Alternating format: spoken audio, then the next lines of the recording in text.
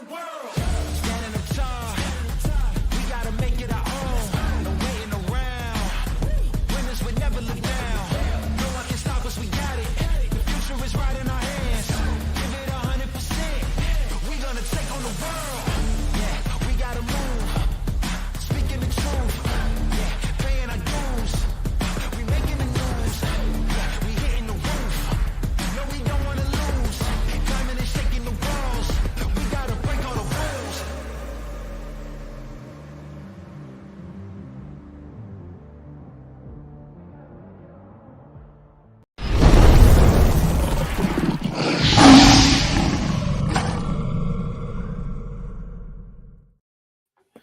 What is going on, everybody? Welcome to another edition of the Jaguars Fan Battle Podcast, a member of the Fan Battle Sports Network. We appreciate everybody joining us. If it's been, since the last season that you've joined us, we have changed from the Jaguar. And if you'd seen the intro beforehand, it did say the Jaguar. We have actually rebranded for this season as the Jaguars Fan Battle, just to kind of be same across the board for everyone that's in the Fan Battle Network. Just so people are aware, that'll probably be the last time you see that awesome clip, and hopefully we'll have an updated one next week for everyone. But yeah, we are Jaguars Fan Battle. I'm one of your hosts, Matthew G, joined by Cody Cold. What's up, man? What's up, everybody? And we have our special guest, Laurie Fitzpatrick. What's going on, Hey, Laurie? what's going on, guys? I'm excited to be here. Thanks for having me.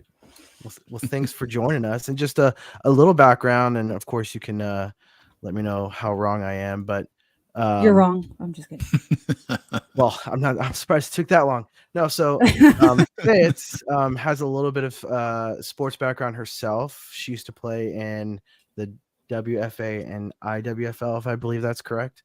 Yeah. But since leaving the Gridiron, she has written previously for, I believe it was USA Today, a little bit at the Fan Buzz, but right now primarily at Read Optional. And there she writes about the NFL, but I think it is primarily the Jaguars, or is it anything? It's anything, but I'm just like trying to dive a little bit deeper. They're like long pieces with a lot of film clips, just diving into like all 22. So it takes me like a week and a half to write one piece for them, just because we dive a lot deeper with the Read Optional. So if anybody subscribes to them, you're also getting, subscription to a ton of other writers that, some guys have been, writing for a while, and they dive a lot deeper too. So it's just a really cool site, especially for film buffs, And that's the Read Optional. Yeah, the Read Optional. Yeah. Okay, cool. Is it kind of like some of the stuff that you do on YouTube? Yeah, exactly. Like, I'll put out some like film sessions. Basically, I just get a lot of clips, and I'll just have like a voiceover, and we just kind of like go through the film sessions together, and I try to respond to every single comment that comes in. Maybe I'm gonna start doing them live. Actually, maybe I'll start doing that for the Jaguars all 22, because I get it like within 24 hours, like after the game. So that should be exciting. Maybe I'll do that. So the video. So for those that don't know, is this like video from like CBS or Fox, or is this like game No, tape? it's like it's a coach's film, so it's like the all 22 view, so you can see all 22 players on the field. So it's zoomed out, so you can see what the cornerbacks are doing. Because usually on the live broadcast, you can't really see when Trey Herndon gets burned, right? But on the all 22, I'll be able to show you that. So, yeah. So Does yeah, does that happen quite a bit? Well, yeah. Okay. I'm a fan of him. Like, he's a great, backup and fill-in, but him being a starter, like, I don't like it at all. Like, he gets Right. beat, like, a lot. I mean, there was a lot of people like in the draft, or whatever, hoping that we would take a nickel, and then like we picked up Antonio Johnson, and people were like, maybe he could slide down, and then Gregory Jr. Yeah, he's been doing pretty well. Yeah, in the preseason, whatever, they were hoping that like maybe he could compete for that spot as well. But then Trey Herndon's the starter week 1 against the Colts, so it's like, yeah. like he's a great practice squad player. He does great every single time, like in the training camp. And then every single coach that comes in, they make him the starter. Then he gets burned, and they switch it up. Like it happens every single year. Like Right. it's just, he's a great practice player. I'm hoping Antonio Johnson can fill in there. But when we look at like Darius Williams, he was there first, and then he did a lot better on the outside. So it's like, who are they going to put there? So Right. I'm Right. kind of excited to see how that's going to work out. Yeah, I remember in the preseason when we were going into training camp and we were looking at all the spots that may have potentially been up for grabs. Herndon's honestly, out of all the starting positions, his was probably the only one that was really in question out of all the spots. I mean, outside of the injury spots, right, along the offensive line and whatnot. But as far as like your concrete starters, Herndon was probably the only one that had any chance of losing it, Yeah. which I don't think he did. Yeah, But- exactly. But it's like, they'll look at him and be like, okay, well, this spot's open. And then, like, well, we can't take him out of it if he's not like losing it. Yeah. So we're just going to have to wait for the regular season. Well, that's a little bit about Fitz. Is there anything else you want to share with the class? No. Just, subscribe to my YouTube channel. Law Fitz Sports, I think it's called. So yeah, we'll just be diving into film this year. So Cool. excited And we'll about share that. all that at the end of the show so everyone can write it down on their handy dandy notebooks and go subscribe. But so today with our special guest Fitz, myself and Cody, today we're going to go over the upcoming games. So this will be the first show of the year. Super exciting, where we get to actually talk about a real game that matters, that at the end of the day will hopefully not break our hearts. And that is against the Colts in Indianapolis. So, Cody, what are your thoughts coming into the game? I mean, minus JT, and then they got a linebacker out, and then they're starting like a rookie cornerback. It's like it doesn't seem fair at this point. and starting Anthony Richardson and whatever, which like a lot of Colts fans seem to be high up on, but Florida Gator fans that I know aren't personally high up on. So it's like I believe he's a project type of quarterback, and they're gonna have some hiccups along the way, probably all the way through the season. I mean, maybe he turns it around mid late season, and that's given high praise. But so I me personally, I don't have faith that they're gonna have it. The Colts are gonna have it all together week one. So it just seems like a super easy win for the Jags for me. And I don't have any sort of like fear of like it being a close one either. So it's like especially with them working out James Robinson. So they know that there's going to be that gap.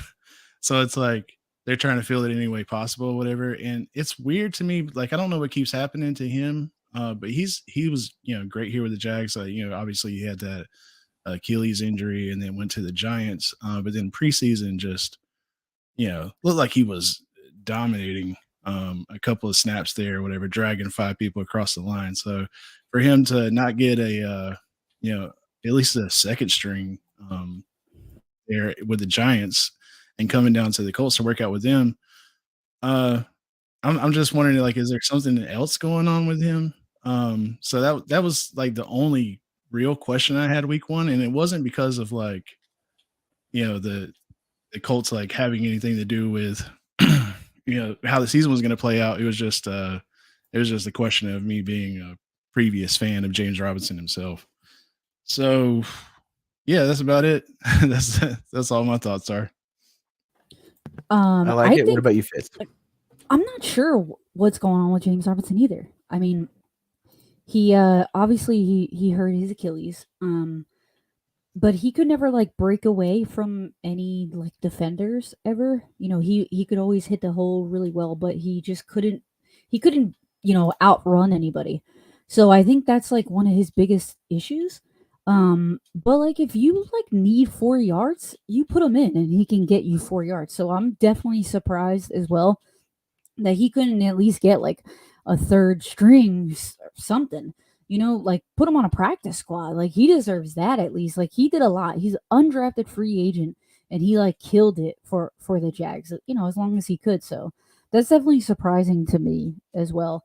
Maybe there is something out there that we do not know, because that's crazy. I'm always going to be rooting for him, honestly. Love that me dude. too. Yeah, even if it's with the Colts, just don't run against us like that. Yeah, no, and they have some, who they get, Evan Hull, I think, as their running back.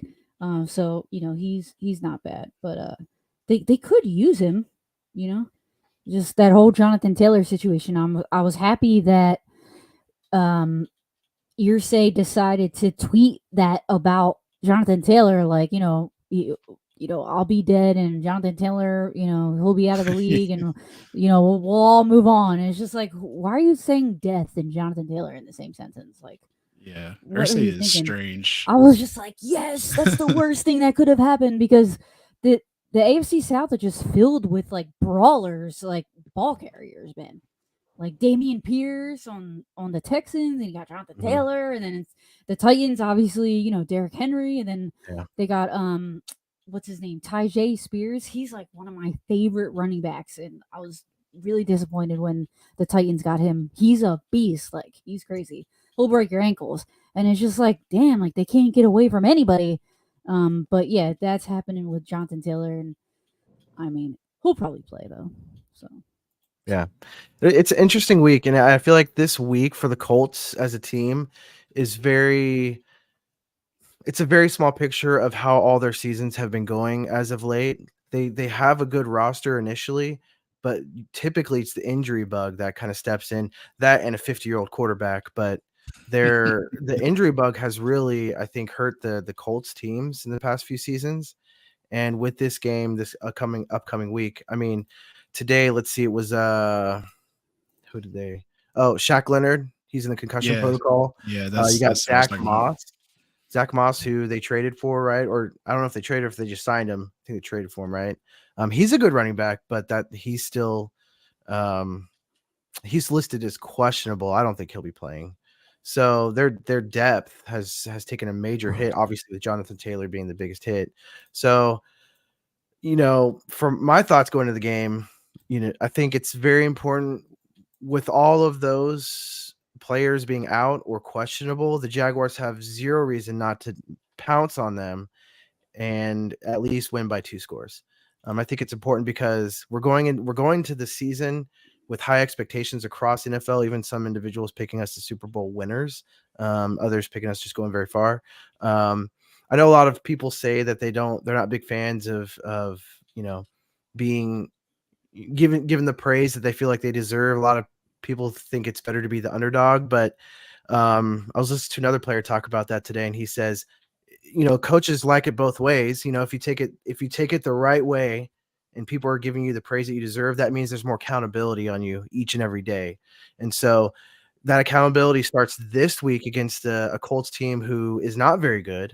And yes, it is a divisional foe, so any given Sunday for sure is going to happen this Sunday. But there is absolutely no reason why we shouldn't go in, score a lot of points, get ahead, give the defense some confidence going in with leads when they take the field, and hopefully win by at least two scores. That's my quick thoughts on that. I don't know, you guys. 2 scores? It could be 10 points, right? That's 2 scores. Yeah, I just feel like it's gonna be way more than that, dude. Definitely. Well, it's the NFL, though. I mean, everyone's a professional, even down to the third, fourth, right? But hopefully win by 50. Yeah. I feel you. Let's I see. mean, I don't know if you guys looked at their roster. If you go, I go on ourlads.com, right? So Our Lads pretty much gives you the depth chart. And, you have the first row, which are the starters, the second row, which is the backups. That's all they have. I don't even know how they have a 53-man roster, because there's nobody on this depth chart whatsoever. I mean, they have a ton of players in reserves, aka IR, like you were mentioning, but like they don't have anybody. After Michael Pittman, there's nobody else. After Alec Pierce, there's no other receivers. I don't know if you guys see this. It's like wild.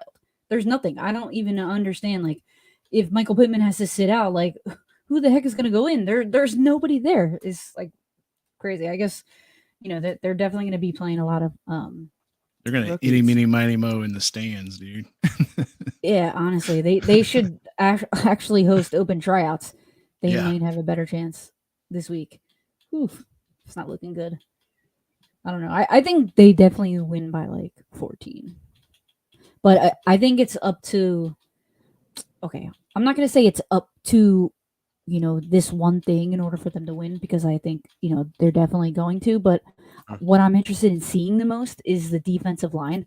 I think sure. the pass rush in particular is just looking so. It's grim in my opinion. So I'm hoping. Well, I think we're all hoping that Trayvon Walker takes that step. So I'm kind of excited to see what he's looking like, what his like pass rush packages, what kind of stuff he's pulling out here, because I think it's going to be make or break at the end of the season whether or not this defensive line or pass rush can get home. So Yeah, for sure.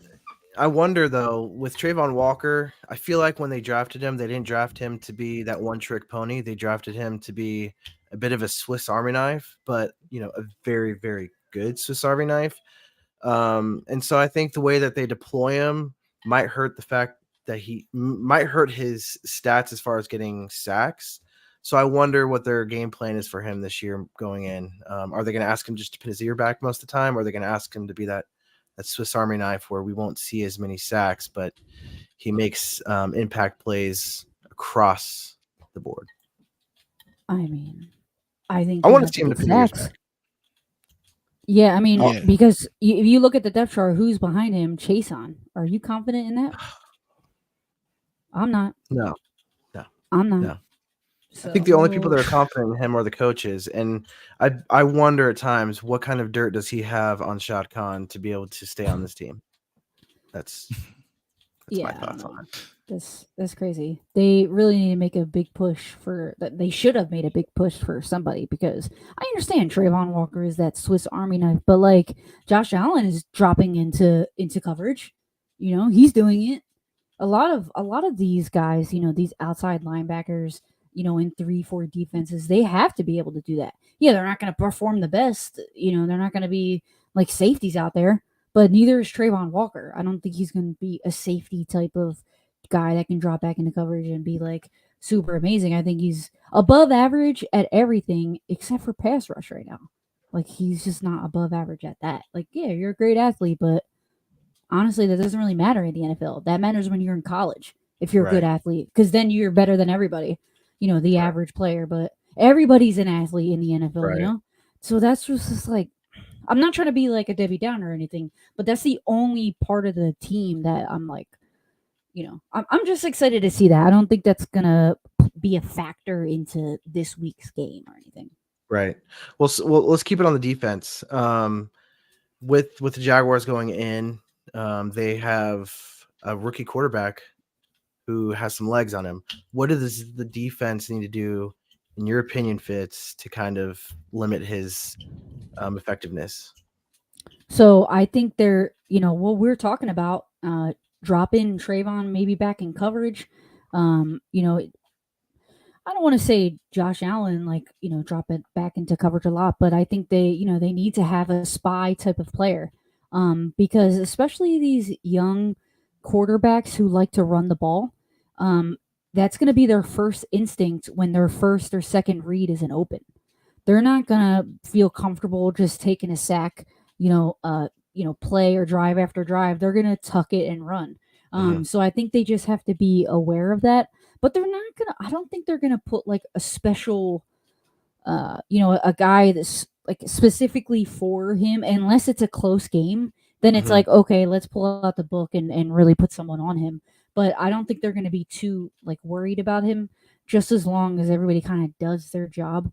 Only if it like starts to get out of hand, where every single third down he's starting to run it, and it's just like, okay, we can't have this anymore. But maybe put a Devin Lloyd on him and see what he can do, and just in terms of keeping his eyes back there behind the line of scrimmage.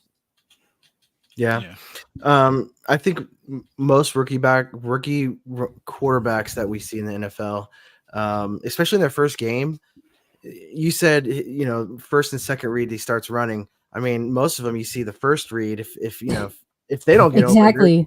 they're booking it. And so I kind of imagine that's going to happen this week. His first read. I mean, and you kind of pointed out, they're not very talented at all, whether it's at running back or wide receiver. So if his first guy's not open, his second and third guy probably aren't open either. And he'll probably tuck tail and run, but it'll be interesting to see how effective he is with his legs. I know he can be effective, but like you said, everyone is an athlete at this level. So the guys that he was turning and burning on last year in college, he's not going to be able to do the same here in the NFL. So I don't know. We'll see. What about you, Cody? What do you think about our defense going up against them? I think like first year quarterbacks, when they get to the NFL, like you said, they tuck and run or they throw to the tight end. And we've had some difficulties covering tight ends this last season. So For sure. that's like one of the only things that would bother me as far as like him getting out of pocket, whatever. You can send like corner blitzes and stuff like that. Just somebody that can keep up with him, whatever, at least like keep him behind the lines. So, I mean, it doesn't, there doesn't seem to be like a lot of options, as far as their talent goes. So it's like, I just don't see it happening for them as much. I mean, they do. The only thing that like the X factor would be like if Anthony Richardson somehow absorbed all of Gardner Minshew's magic. Right. And yeah, I mean, who knows? Exactly. I mean, does he really have anything to say about this roster anymore? I mean, he was there. Like, I don't know. He probably knows something, maybe about the defense. He probably has a couple things on Josh Allen. Maybe. Like, here's some tips, like, blah, blah, blah type of stuff. Yeah. That's funny that you brought him up. I forgot that I have the roster in front of me, and I literally forgot that he was on there. Man, this is going to be like, I forgot about that. Like, how is that reception going to be? I think if he sees the field, he's gonna be it's gonna be a blowout, and he'll get from the Jaguars section. I think he'll get an applause, and of course, the home team who's losing the backup quarterbacks is everybody's favorite player, right? So, yeah, no, but that's funny. You bring up a good point about the tight ends, and the Jags weren't just bad at defending tight ends; they were last in the NFL against tight ends. It was like totally insane. They were giving up like 70 yards to tight ends like a game, which is like a lot. That is a lot. Or like, yeah. So, that's something that I'm definitely going to be keeping my eye on too, for sure. But I think they're going to play zone. I think the defense is going to play zone and like force Anthony Richardson to like force those windows to be open, and he has to sit in the pocket because it's not going to be man, and he can just trust this guy to get open and beat somebody. Right. Like, no, like we're going to play zone and we're going to make you do your job. So that's why it's like, I don't think they're going to put any one person on him. I think that like it'll, depending on like what, where on the field Anthony Richardson is, depends on who will have their eyes on him. So, yeah, that's why I don't have a lot of faith in like, the Colts like scoring a lot of points, or because it's like A, B, C, D, and E and F have to go right in order for them to even move the ball 5 yards. Right. So it's like, yeah, it just like it's possible, and it's possible like every time they touch the ball. I mean, with Anthony Richardson, in his athletic ability, whatever is as I keep saying on like ESPN and stuff, to just get those yards on his feet or whatever. But eventually they're going to have an answer, and then something else has to go right in their scheme of things or whatever, and it's going to be super difficult, especially with like. I think Trayvon Walker and Josh Allen are going to take a massive step forward this year, especially with the things that Trayvon Walker had to get used to in his first NFL season, and Josh Allen coming up on a contract year. That's true. I think that, Josh Allen's going to have a chip on his shoulder, and that's going to suck for Anthony Richardson, in my opinion. We can't downplay the Colts offensive line though either. Yeah. They're pretty good. Quentin Nelson, they got some good players on PFF. I think they're ranked like 10th or 11th. Right. Like, They always have pretty a good. stud offensive line, but the problem is are their wide receivers going to get any sort of separation? Are they going to be able to get open? Those few seconds will be just enough for hopefully Walker and Allen to get around the corner and get to the quarterback. I think the defense will take Richardson. If it ends up him having to run the ball more often than not, I think the Jaguars will take that all day because that'll eat up clock. That'll tire him out. I mean, if they score, they score, but it's probably going to be like a 7-minute drive each time if they end up scoring that way. Because I just don't see their pass catchers being able to be consistent with the quarterback who in college. Oh my, that got him, dude. I tried to hold that as long as I could. Sorry, He's struggling. it is. He's dying. You need me to call somebody? I tried to hold that as long as I could. I've been sick for a while. No, so in college he was super inaccurate. Like if you look at his passing percentage, it was awful. It was horrible. And so that's only going to be, I think, more exasperated in the NFL where you have even more talented defenses every week. So I think it's going to be blowout. And I think our defense, like I said, they'll take him running each and every down. Yeah, no, I agree. And it'll really just be up to the offense to make sure that they score on every single drive.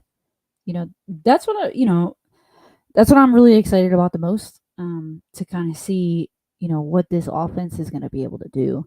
But they pretty much, if the defense does their job, then, even if they don't do their job, especially if they don't do their job, the offense has to score on every single drive.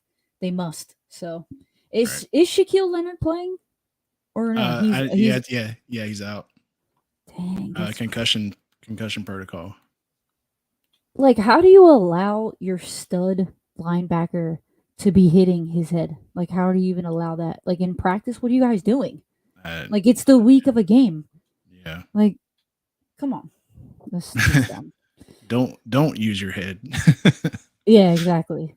So yeah, that's gonna be interesting. One of my favorite things about like you and your Twitter profile, whatever it is, like when I became a huge fan, was when you showed the video of Trevor Lawrence throwing to Calvin Ridley, and you were like, "Look at his release. Look at when he releases this ball." Yeah, and then he led Calvin Ridley like 20 yards to the spot. It was crazy. And I haven't seen that as a Jaguars fan since like Garrard or something. Yeah. Just air it out. Right. F it. Let me throw this bomb. Yeah, he's out there somewhere. Yeah, man. I mean, like, yeah, it's preseason, but at the same time, like, that's awesome that you could see that they have that phase. And I was so glad that I was able to put that video out, man. And then everyone else that I saw put the video out, they're like, "Oh, look where he lets it go." I'm like, yeah, I'm so glad I said that on Twitter first. Yeah, you were a pioneer for sure. I was so happy about that. I was like, yes. Finally, everybody can see it. And I like finding like the first source of something or whatever. I hate when like things get shifted in the media so much where it's like, it gets filtered out or whatever. It's like, bro, give somebody their flowers. Come on. Yeah. Like the worst is like when I put out a video, then like somebody literally steals that exact video. Yeah. And then like they don't like give me any recognition. It's just like, dang, man, I work hard for that. But that's why. But what you're saying, I hate. Like, I am not like a reporter type of person, but people really lie and they put stuff because they want to be that first person, and it's just like, okay, but you're legit out here like just taking a guess, just throwing a dartboard blind, like hoping that you're going to be right. When it's just like, I don't know. That's why I like videos. Just let me try to put that video out. Yeah, that's one of my favorite portions of like. I can't remember who does it for the Jaguars, but it's like mostly like offensive line work. And that position is like so like underrated. People don't really like see the work that they put in, or have to. So like the Anton Harrison blocking the double move in the preseason was a great one. And Yeah. I was trying to put that out too, man. He's doing so good. yeah. It's stuff like that that's like it goes like unnoticed or whatever. It's like there's so much more to the sport than people realize. Like it's not just like the stat lines or the the numbers game or whatever. Like people are out there like doing crazy stuff, and it's happening on this side of the field while the camera is like all the way like towards the end zone. And Yeah, like you said with the Trevor Lawrence Calvin Ridley throw, like the main thing that they showed was like Trevor's release or whatever, and then they showed Calvin's hands like in the other section. It didn't show it all together in like one frame and how absolutely exactly. insane that was. Yeah, like literally where Calvin was, like he was not winning that route at all. Like he was way behind. Like the defender was in front of him like for a couple yards. Yeah. So the fact that he let it go when like he didn't even win the route yet was just like insane. And it was just like he put it right where he could get it. And it's just like, how do you like even to get it close would have been like impressive. And like he actually got it. Like that was just like I was like, no way, he didn't get it. Like just because we're always in doubt, right? Like, Right. no, it's like the same old I don't want my heart to be ripped out, so he didn't get it. Let me just be pessimistic about it. But like he actually got it. That was insane. One of the last times I felt like that, now that I think about it, was like when Nick Foles was named the starter and he threw that touchdown, their first touchdown, Mhm. Yeah, right, against the right, Chiefs. yeah, right as he was getting hurt. Yeah, that's crazy. Everybody like hates on Nick Foles, man, but I don't know. I don't hate He's on a, him. It's yeah, just he's a like it cool, happened. Like, why do you right? hate on a guy that got injured? Like, it's not even his fault. It's not even like, and I get it. Then mid-season, he kind of like, Yeah. okay, well, he ended up losing it, but it was already over for him. So it was like, how can you blame him? Come on. Right. Yeah. Yeah, I felt the same way. I like the energy that he brought. I know when we first signed him and he came to Jacksonville, like I like that he became a part of the community right away, and he tried to really embed himself and do good for the community. And it brought a lot of energy to fans, and not just the fans, but like I said, he was doing a lot of really good things there. It was unfortunate for him to go down, but and him when he did come back, he just didn't perform. But Yeah, I'm a fan of him. yeah, same. And He's Doug playing. Peterson is too. So Where's he playing at? I forgot. He got picked up by somebody. Thought. I feel like I heard that. So I'm about to look it up right now, but I He got have picked up no idea. by the Mormons, dude, having all them kids. Really, Arizona, or I mean, Utah. Wait, what? What? No, just I was like, there's What? no team in Utah. What's happening right now? no. He just has like seven, he has 6 or 7 kids, or whatever. So I was just He making a Mormon. does? I was just making a He I was Mormon did with the joke. not. Colts. He was with the Colts. I don't. Is he not with them this year? I guess Yeah. I mean, I don't see him on he's a not on their team. depth chart. Well, dang. Yeah. Oh man, poor Nicky Foles. Well, at least he won a Super Bowl. Yeah, yeah. Well, Blaine Gabbert has one too. Oh man. Yeah, but he didn't actually win the Super Bowl. But yeah, I feel you. Oh my Yeah. God, Blaine Gabbert. Did you know Blaine Gabbert's little brother plays for? He's quarterback for Miami of Ohio. No, I What? didn't know that. Like the starter? Yeah, he played. Oh, He wow. played this past week. What was it? They played Friday. Miami of Ohio played Miami of Ohio. Florida. So I'm in Miami actually. And apparently they call that the Confusion Bowl because everybody's always confused. Like Miami versus Miami. Like what? Like I just heard that for the first time. The Confusion Bowl. I thought it was hilarious. I heard people on the radio say that if Miami of Ohio won, then University of Miami, Florida should call themselves Miami of Florida. That's funny. In Miami, Ohio is Miami University. They just throw up the U. Or Yeah. the O. Oh. So where are you from, like originally, Fitz? Jersey, actually. Jersey, New and then Jersey. Jersey to Miami, and how did Yeah. you become a Jaguars fan? My family does not, they hated that actually because they're all Philly, so they're like Eagles fans. Because I grew up in South Jersey, so southern New Jersey, right? And that's like a Philadelphia suburb. Mhm. And so like in the 90s, like I was an 80s baby, and so like I kind of grew up liking the Eagles because obviously the Jags weren't out yet. But Yeah. right when the Jags came out, like that's when I was like hitting my teenage years and I was really starting to like come into my own. And I used to play a lot of Madden. And like I used to always choose the Jags. And I don't know, it was just something about them. Like there was also this story of like I had like a crush on this boy and he was a huge Dan Marino fan, and then when the Jags murdered them, I was like super happy. So that was like kind of so like after that, I kind of like was like, yeah, I'm just gonna be a Jags fan because F Dan Marino and Jimmy Johnson. And then Jimmy Johnson actually was the head coach of the Cowboys, and then he became a coach of the Dolphins. So like the Cowboys and Eagles were always like rivals. So there was a lot of reasons to like hate the Dolphins. And so when the Jags like murdered them and then Jimmy Johnson retired and Dan Marino retired, it was just like, yeah, I really like these dudes. And then the defense really started to like be one of the main, contributors. I loved everything about Jimmy, or Reggie Nelson was like one of my favorite guys. Mm.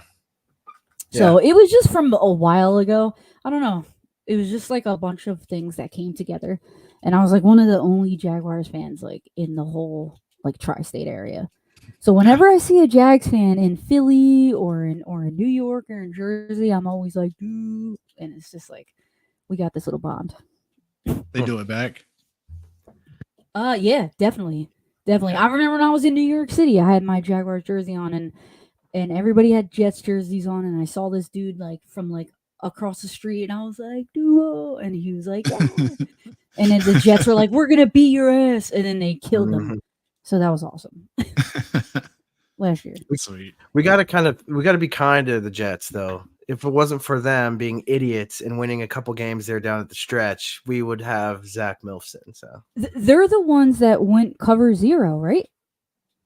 Cover 0 on 4th down, right? And then they got burned deep, and that's why they lost, or they won. Oh no, it was the other team actually. Right? Yeah. Who was it? The Saints? Who was it? Was it the Eagles? Who did they play? No. So some team went cover 0 on 4th down, and the Jets threw it deep, and they won the game. And for me, I feel like it's that defense that got us Trevor Lawrence. Not like the Jets. They're just like doing their thing. Like who's gonna play cover 0 and they're like 4 wide? And it's just like why would you even play that defense? Who was it? I'm gonna have to look that up now. But yeah, I was gonna try to look it up, but I'm like, I can't remember what year that was. It was what 2020? Yeah, I think so. Or 19. 2021. Man. I think so. Yeah, just think more the Jets being Jets, we'd have a Zach Milfson behind center. Milson.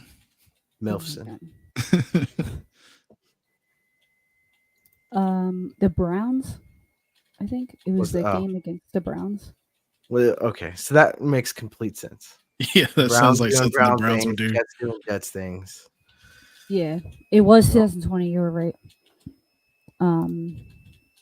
So yeah, I mean, it was Rams and Browns were back-to-back wins for the Jets. And I think with the Rams they only won by 3 points. With the Browns they won by 7. So I don't know if that was a touchdown that got them the win or if it was a field goal. Well, they ended up winning what 3 or 4 games that year. Like no, just 2, just those two. 2. I thought they had one more than that. Yeah, no. So it might have been the Browns because, like, I think the last game didn't even matter. Yeah, we could have won or lost. Yeah, exactly. There was a guy I think that got a tattoo or something, or like bought a Lawrence jersey, a Jets jersey. That was like hilarious. Oh man, well, yeah. Sports fans doing sports fans things. Exactly, gotta love it. I mean, all right, so that's kind of now they got Aaron Rodgers, so I guess it eventually worked out for him for a little bit, I Can't be guess. too bad. We'll see. We'll Yeah. see. We'll see. I still think Aaron Rodgers has it in him, but it's the Jets, so it's like, Right. yeah. Garrett So that was a Wilson, little about he's a our beast. defense going up against their offense. What about our offense going up against their defense? As we know, Leonard is probably going to be out. Right now, he's listed as questionable, I believe. Their injuries. Yeah, he's listed as questionable, so not completely out just yet. But I thought I would that he assume was he's not gonna be in. playing. I thought he was in concussion protocol. So it's they He usually looks is, like- but it's still listed as questionable. He's progressing, so he could still potentially play. I thought that was like if you're in concussion protocol, it's a week, like for sure. Do they not do that? Maybe I it's think different they in the do, preseason. but Um, How do you have a questionable concussion? yeah, I mean he's not out yet. Questionable. That's all I know. He's listed as questionable. So, how do we think our offense is going to be going up against their defense? I think they're gonna do fantastic. I think they're gonna come out on fire. Honestly, I think Calvin Ridley is, like I don't know if he's gonna go deep. I think he's gonna be like that like savior for the offense on like third downs. He's gonna have, a ton of first downs in my opinion. But I think they're gonna air it out on some plays, and I think they're gonna be completed. Honestly, I think they're gonna get up really early. To be honest. I mean, they still have some 14-0. names out there, right? I mean, they got Quiddy Pay, DeForest Buckner, Yeah, DeForest Buckner. Yep. Blackman. So they've got some names out there. They're not deep, especially with all the Kenny injuries Moore. that they have. Yeah, no, but their defense is definitely better than their offense. That's for sure. Right. So they have a good pass rush. Yes, I think, and so we'll right out the gates. We'll know how good our offensive line is. I don't know. How do you think they're going to perform against that front? I think Anton Harrison is going to be. I think he's going to do pretty well. I mean, he seemed to do well. He's picking up the switches, like like you mentioned, Cody, and it's just like I don't know. I think he's going to do really well. Now, who is going to be at the right tackle position? I don't know who's going to be there. Is it going to be Walker Little? Because Anton, is he going to be left tackle? So I think it's might be switched. Left tackle is okay. Walker, and then right tackle is Anton. Yeah. So I am a little, I'm not like worried about Walker Little, but it is something where I'm kind of excited to see what he's going to be able to do against this defensive line. I think they're a little bit better than what people think, just in general. Brendan Sheriff is a beast. Luke Fortner has been awesome. Yes. Especially as such a young player. I do wish they ended up getting like a better like guard on the other side of Sheriff. Ben Barch, he's sorry, in my opinion. But I think they're going to do pretty well. I think they're going to be able to protect Trevor. Yes. I hope I'm not wrong about that, but yeah. No, I'm really excited to see what happens. I think there will be a learning curve there with Walker Little starting at left tackle. Like you say, I think Anton Harrison's going to hold his own at right tackle. Sheriff, he's a stud. Fortner's a stud. Ben Barch at left guard will be interesting. So I think there will be a bit of a learning curve there. But with Trevor Lawrence, the guy, he's so smart. I think he's going to get it out, right? He's just going to get it out early. They're not even going to have a chance. He's going to help his offensive line help him. So it'll be a good relationship. And of course, with so many weapons at all of our positions, you never know. Like even if we do have Travis Etienne in the backfield, the dude still might run out wide and we might throw to him. You never know what's going to happen with our offense. At least that's what I'm hoping for, right? With so many weapons, our offensive line is going to be helped out a lot by all that. Will we still see some plays that we're not too happy with where they do let them through? Probably. And I think that's part of that learning curve that we're going to see. But Trevor Lawrence is just too good of a quarterback. Like you said, he's going to get it out when he needs to. Unlike their quarterback, I think he'll get through all of his reads necessary. And as we've seen, he's got some wheels on him as well. So I think our offensive line will progressively get better over the year. And like you said, I think it'll show where our offensive line's a lot better than people are giving it credit for, I think so too. because of all the other factors involved. So, which then in turn will help the defense, which I think is our biggest weakness out of the two sides. Playing with leads will make it a little bit easier for them. So Exactly. They just have to keep scoring. And I agree with Theo in the comments. They're just too explosive. I think they have too many weapons for them to stop. You think about Evan Ingram, he's him and Trevor are really getting the same page. I don't know if you watched the latest episode of what is it called on YouTube? Oh my god. Oh my gosh. The Jaguars. The hunt. Yeah, the hunt. Okay. Yeah. On the hunt. Yeah. Evan Ingram said this is the first time that he's like really got along and got to know, like, and put in effort to get to know like his quarterback and to have a good relationship with his quarterback, which is just like, damn. Like, I don't know what that says about the Giants, but thank you, Jeff. But yeah, I'm excited to see what Evan Ingram's gonna do, and Brandon Strange, dude. I'm so excited to see Penn State. See, I'm excited to see what he's gonna be able to do too. So I don't know if we mentioned at the beginning of the show for our viewers and our listeners, but Fitz has written a few articles, I guess, for Penn State, and so you have some familiarity with Britton Strange. Can you kind of go in a little bit about what we can expect to see him on game day? Yeah, I mean, I'm hoping that that they give him some more responsibility. To be honest, but I think he's a good pass catcher. He can run after the catch too, but I think his main thing is catching the ball.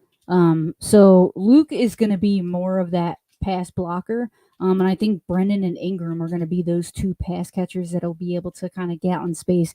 He's not like a great route runner. He's not going to like make anybody fall or anything like that, but he's a good 50-50 guy. He's good at the catch point.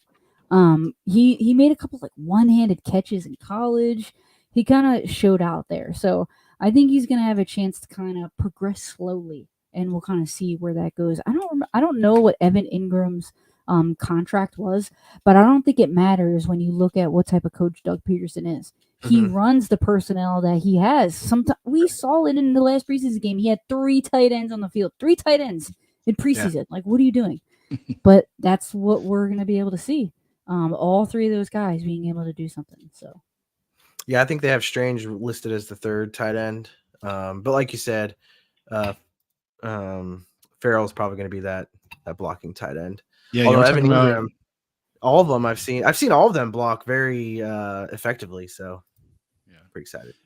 Yeah, you are talking about offensive line, and if there was going to be any problems there. But I was thinking like, okay, it's like Trevor Lawrence has one of the quickest releases in the NFL, and then they'll just put in like, all these extra tight ends or whatever, blocking tight ends for the run game if we needed it there. So I was like, it doesn't really like, they don't have to be like super great.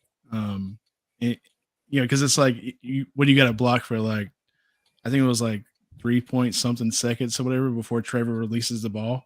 And then with Doug Peterson's offense, we got it's mostly like screens and sweeps and stuff like that, whatever, to like keep them second guessing.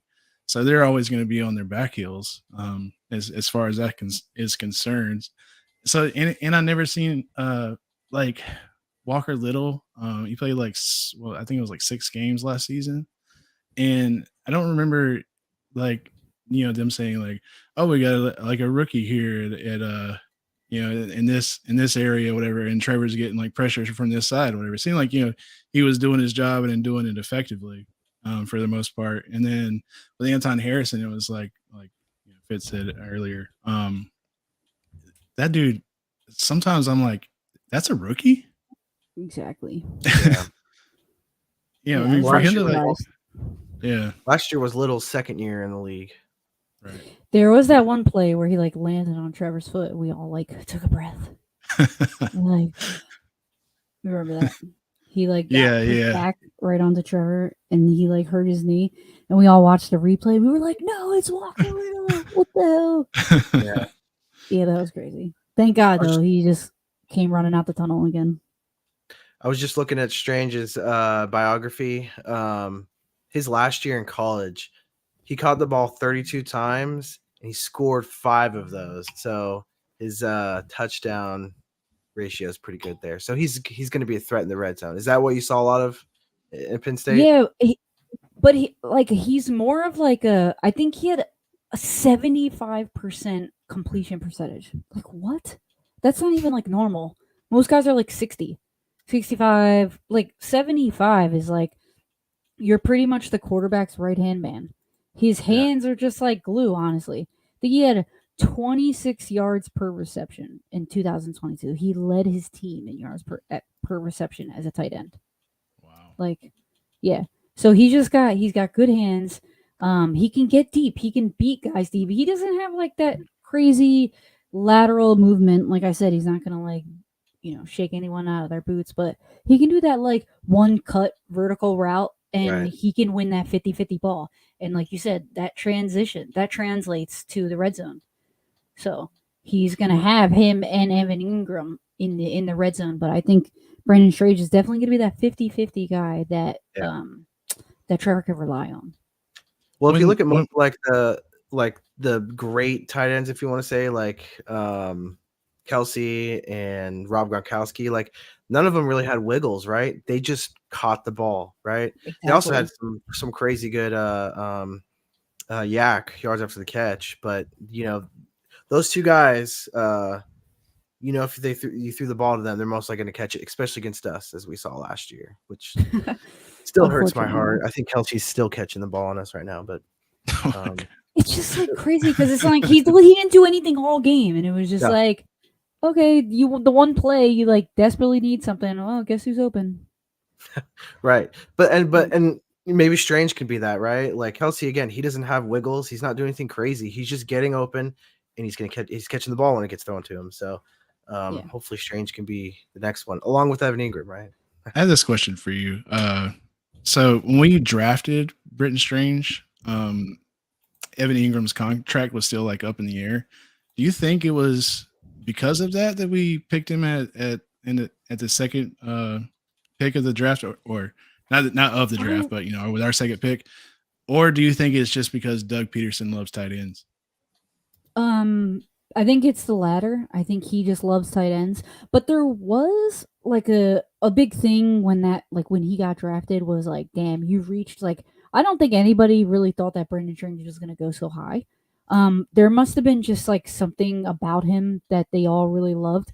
But I also think the tight ends were starting to go off the board. Yeah. And that was why they were like, okay, what you mentioned, the second part of, Doug Peterson just loving tight ends, and that just had to have been a guy that was on their board. And since the tight ends were kind of going at that time, they're like, all right, we don't want to lose him. Let's just, forget it.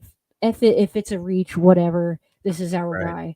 So, well, plus I think our roster's at a point where I don't want to call it a luxury pick, but we're not having to, draft guys that need to start today, right? We're filling out the rest of our team outside of maybe, finding someone to replace Trey Herndon one day.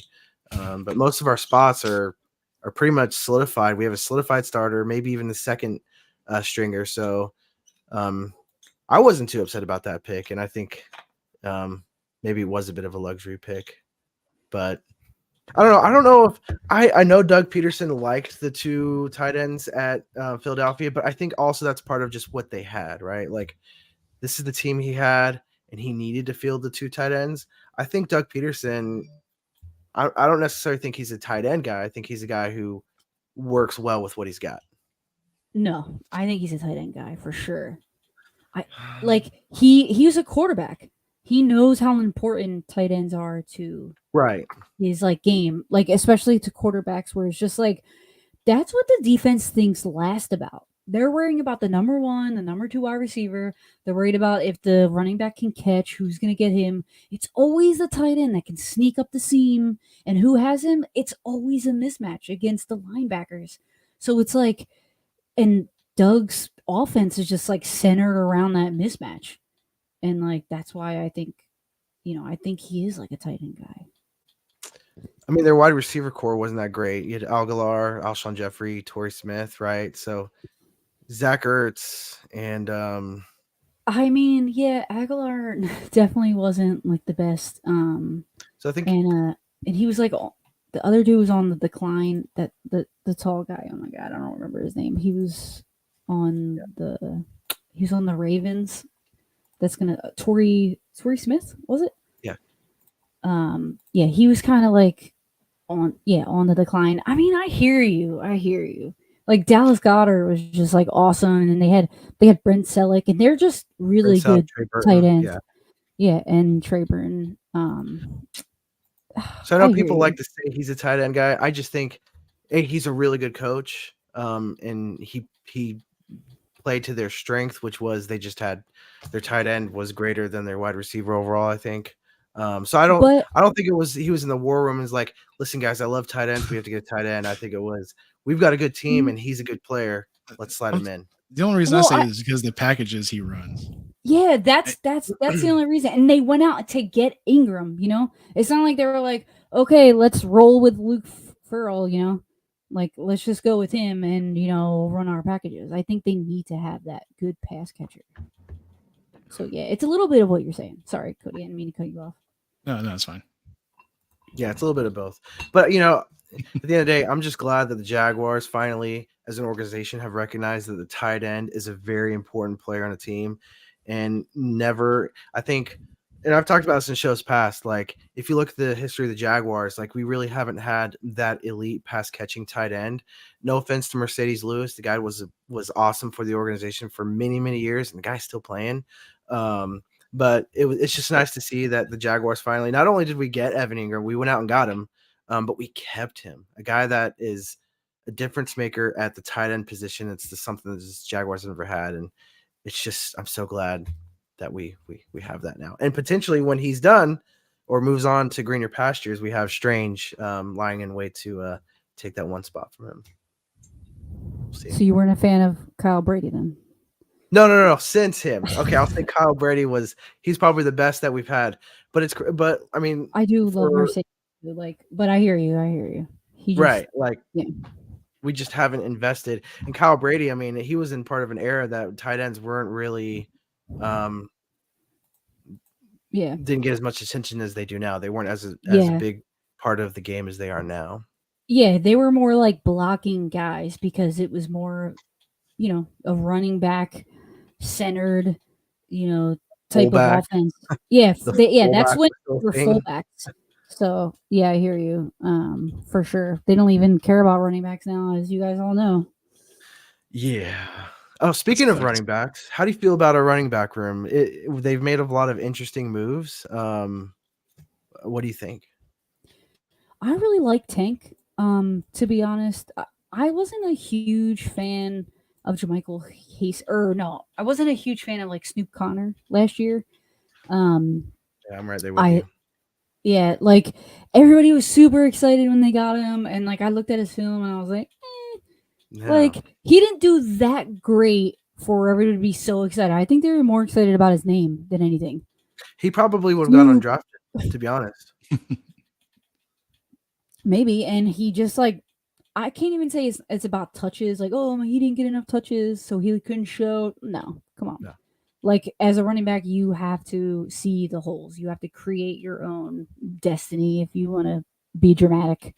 But I think Hasty definitely showed out more than Snoop did.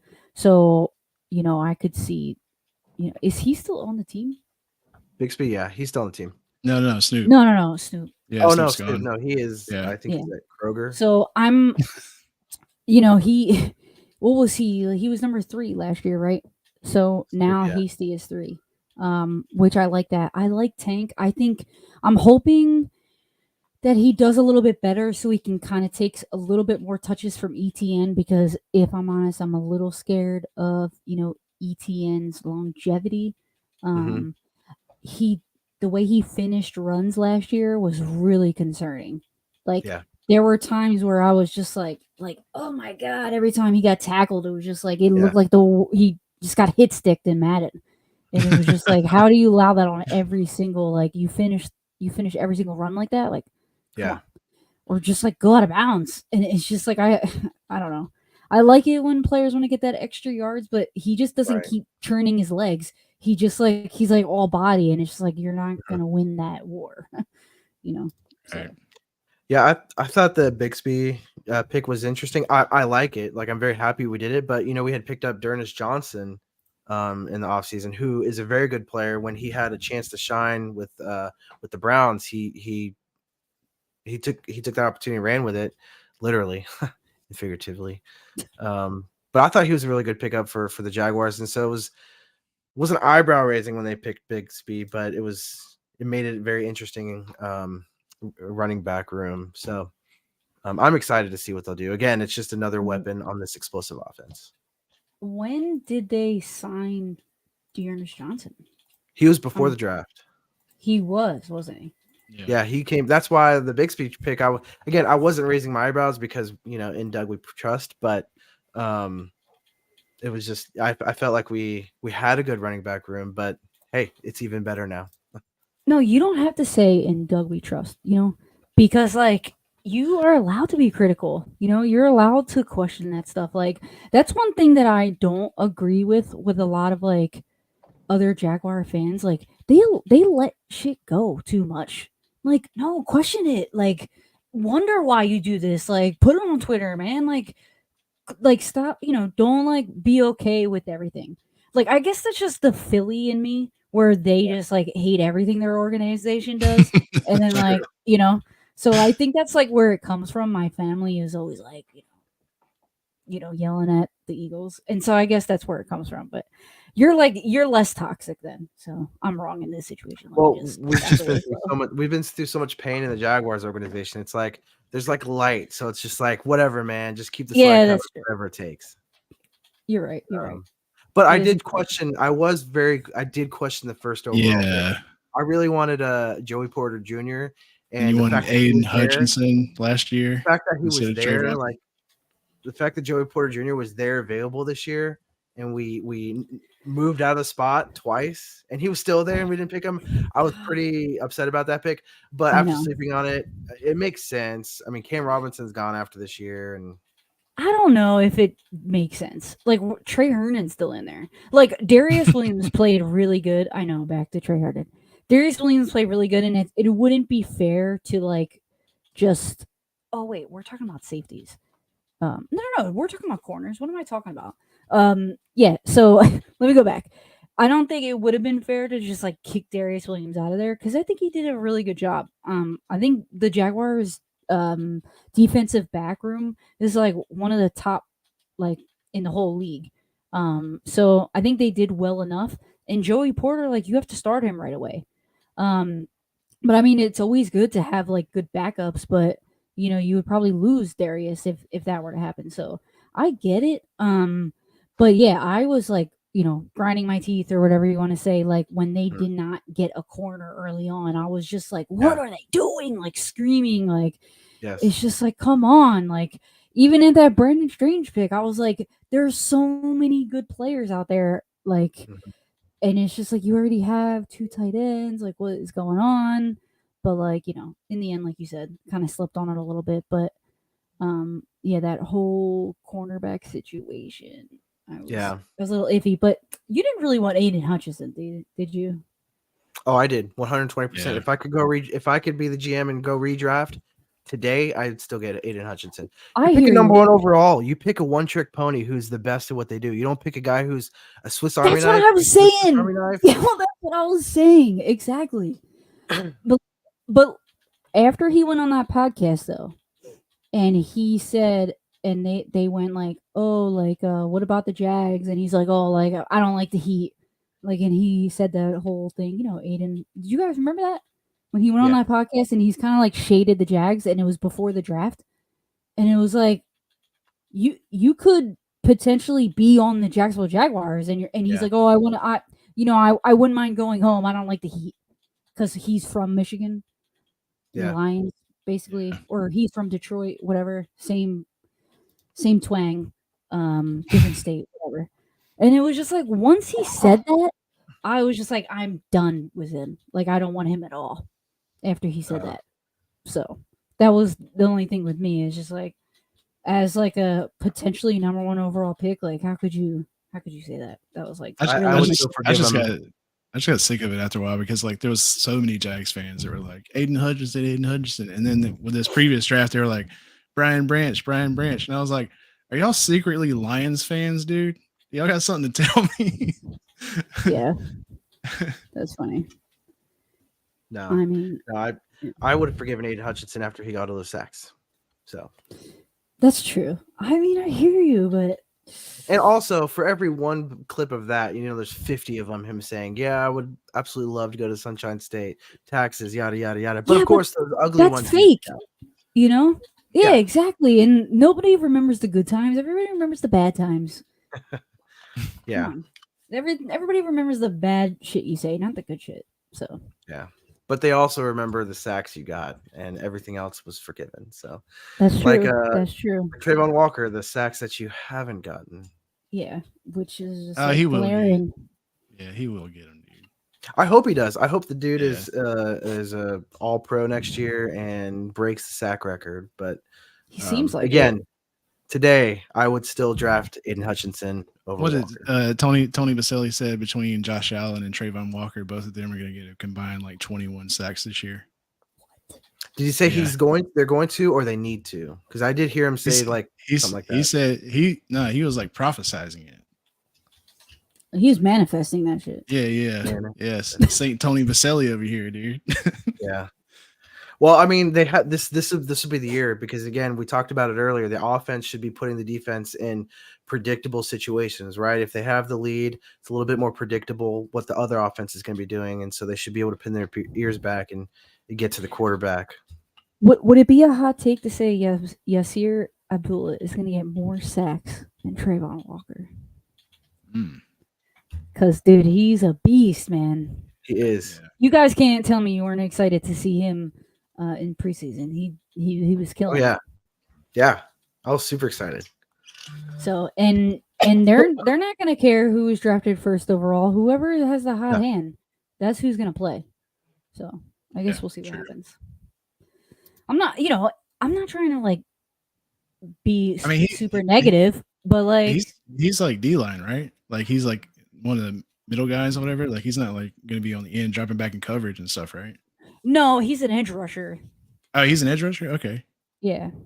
So, but I mean, like that's a little bit different than like an outside linebacker because, like you said, like they have to kind of drop back into coverage. Sometimes, like that pure edge rusher type of guy that's on certain downs, like certain packages, like the dude that left, he was on the 49ers and he basically he said that he was like the mayor of Jacksonville, the guy that got a bunch of sacks. I can't remember his name. He was Mayor on Jacksonville was Calais Campbell.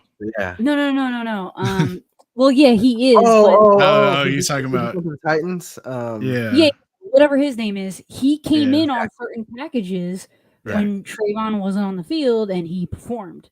Right. So, and he's that pure edge rusher. He's not a guy that you really want dropping back into coverage. So I think that'll be like, what Yasir is.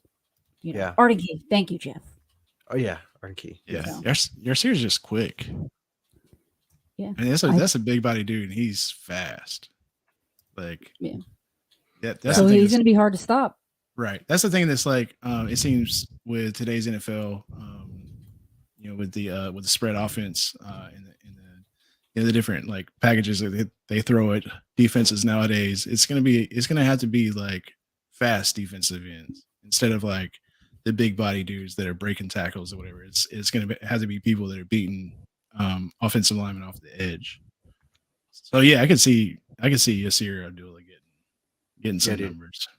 Yeah, I'm a big Florida State fan, and he tore us apart every year. I was glad to see him go to the NFL draft, but I was even happier when he landed with the Jags. This is what he did last year with Louisville. He led the team with 14.5 tackles for loss, 9.5 being sacks, and tied third nationally with 4 forced fumbles. He also had, on top of that, 63 tackles, 2 interceptions, and 4 pass breakups. Tackles as an edge rusher. Yeah, that's crazy. That's nuts. Yeah, so I'm glad he's on our side. We'll see where he's on the depth chart. I'm telling you, if he starts, just racking in them sacks, you're gonna have to replay this episode and say, "Yo, Fitzy was right." And we will take the credit. Hey, that's fine. That's fine. I'll retweet it. Oh man.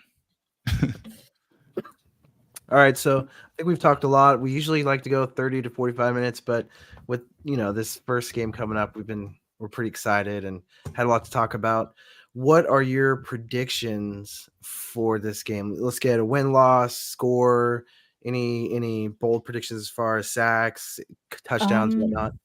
So I think they're gonna win like 28-9, and I say 9 because they're gonna get 3 field goals. I'm hoping that they get like at least 3 sacks. I think that would be good. And I would like to see an interception, maybe from Tyson. I want him to come out on fire, Right. Tyson Campbell. I would love that. Right. If they don't get any sacks, I would like to see some turnovers from the DBs. And I'm definitely going to be watching Andre Sisco.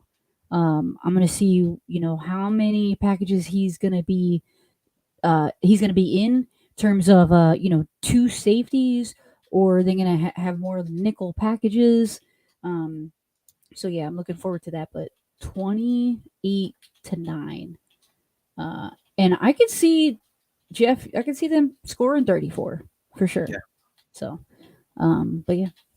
Who do you think is going to be the standout player outside of Trevor Lawrence on the offensive side of the ball? It's funny. The offense, there was no one player week in, week out that was Right. like killing it. Right. It was like a rotating thing. I'm thinking maybe Zay Jones, which is kind of crazy because I feel like he's definitely going to get a lot less touches, like with Calvin Ridley. Same with Christian Kirk.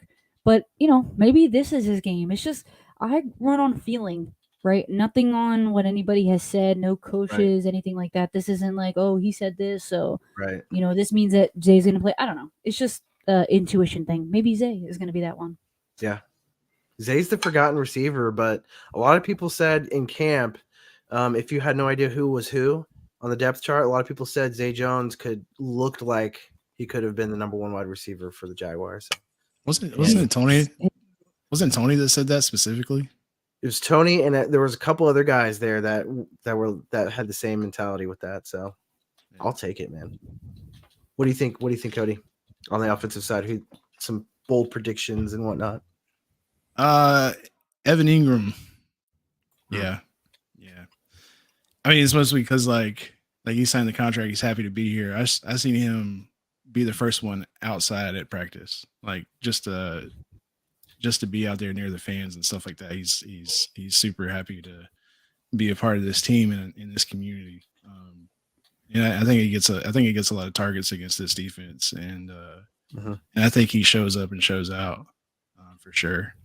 Like just to be like, oh man, he's out here earning the money too. Like he's not just a name and a face, Like, right. I mean, and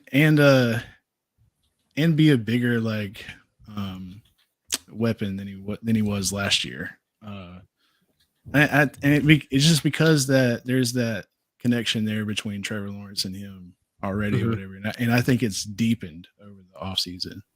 Yeah. So with that, my score prediction would be Colts 0 and then Jags 50. Jags literally by 50. I like it. 50 burger. Randy Fox says 31-10 Jags with Ridley being the standout player. I'm going to have to go with Randy. I think Ridley is chomping at the bits to get onto the field and show the NFL, hey, man, I was out for a year. I was resting, just getting better. And I'm only better than I was before. And I think he wants to show the world that. I think Dougie P is not going to force the ball to him, right? But I don't think he's going to need to. I think he's going to get himself open, and he's going to get the ball, and he's going to make things happen. And I think he's going to be a major standout player. I still think the other players are going to shine because of that. I mean, if he's taking the attention, then you got Kirk, who can easily catch the ball, go the distance. You got Jones, you got Ingram, Etienne. But I think outside of Trevor Lawrence, Ridley's going to be a huge standout player. I think our defense just like the offense, I think they're chomping at the bits to prove that the Jaguars aren't just an offensive juggernaut, that the defense can hold their own too, especially against a rookie quarterback. And I think they're ready to do that. And I think their quarterback is just going to have a really, really bad day because he's a rookie quarterback. I just don't think he's very good. And they don't have any wide receivers, as we talked about earlier. So I think we sack him a lot. They score 6 points, but we score 42 to 6. And I think that's even them, like, not even like trying to run up the score. I think that's just them playing their game. 42 to 6. And I think Gardner Minshew sees it too. Oh, really? That'd be cool. Yeah, Then you I got to think see a they'll- Gardner Minshew sack then. I think they'll take Richardson out near the end because it is a blowout and just put Minshew in, and he gets them those 6 points. Who's getting the sack? I just want you to say it. Who's the one doing the sacking? Abdullah. Thought you were gonna say Trayvon. No, I think we'll get 3 or 4 sacks, to be honest. And Okay. and I don't necessarily mean that, like, it might part some of them are going to come from him just running outside the pocket and try to scramble and get some yards, and they just get him behind the line. But I think we're going to get 3 or 4 sacks. Not just any one player, though. It'll be across the board. So, any other thoughts, Cody, about anything, man? No, man, I'm good. Yeah, man, it is super awesome talking to you, Fitzy. I'm a huge fan. I'm going to continue to be a huge fan. I implore everybody that is watching this either now or later on Spotify or something like that, wherever you get podcasts, to follow her on Twitter, because it is some of the best insight after the game that you'll ever find. So, yeah. Thank you, man. I appreciate that. Love it. Problem. Before we get Laurie's final thoughts, mine is just it's game week, y'all. Like, we have a game. Like, the Jaguars are game planning for a game this week. How exciting is that, man? I'm getting goosebumps thinking about it, man. I'm so excited to see the Jaguars. Man, I am just so stoked. So that's my final thoughts. Laurie, take it away. You say what kind of things you got going on, what you Honestly, writing, where. Yeah, man. I'm definitely excited. Football is finally back. It's taken a while. I can't stand preseason. Like, I like preseason and all because it's like a build up, but at the same time, I'm just excited for the season to start. You guys can find me on YouTube at Laurie Fitzpatrick. The link is right down there. On Twitter is where my main stuff is. I always retweet anything that I'm writing out. I use an awesome illustration called Clip Draw, where I draw the arrows so everybody's able to kind of follow along to see, what exactly I'm breaking down. I'm not just using my voice. I'm using these arrows, these spotlights, really trying to let everybody know, what I see and what we should be looking at. So you guys can catch me on Twitter and the read optional. So you guys can catch me on there too. Sweet. Well, we appreciate it, Fitz. We really enjoy bringing people on. I think this has probably been one of my favorite. A lot of those guys that we bring on, like from Jaguar State, man, they're great. I appreciate them taking time out, but it's nice to have someone like you. It's a little bit honest, right? Kind of like how you said, it's not just in Doug we trust, right? It's question it, man. Yeah, question everything. That's real Love talk. it. I like that. And I think everyone listening will appreciate that. But guys, we appreciate you joining us. Again, this has been the Jaguars Fan Battle Podcast, a member of the Fan Battle Network. You can find our content and other content from the other AFC South teams at fanbattlesports.com. There you can find some articles. You can find their shows as well. But, of course, the best was with the Jaguars Fan Battle. And we will see you guys next week at hopefully a Victory Tuesday.